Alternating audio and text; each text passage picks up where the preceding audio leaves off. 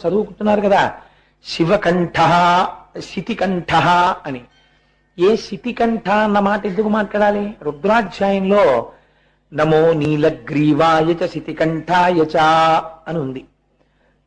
నీలగ్రీవాయచ శితికంఠాయచ. నీలగ్రీవాయచ అంటే కంఠమునందు నల్లని మచ్చ ఉన్నవాడు. ఈ నల్లటి మచ్చ పుట్టుకతో ఉంది అని మీరు చెప్పాలన్న అనుకోండి, ఆయనకు పుట్టుక ఉండాలి కదా. ఆయనకి పుట్టుకుందా?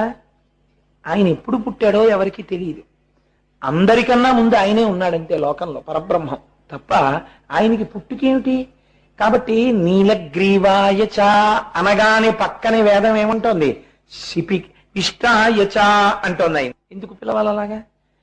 అంటే అబ్బాయి ఆయన మొట్టమొదటి నుంచి నీలగ్రీవుడు కాడు. ఆయన్ని మొదటి నుంచి చూస్తున్న వాళ్ళు ఎవరున్నారో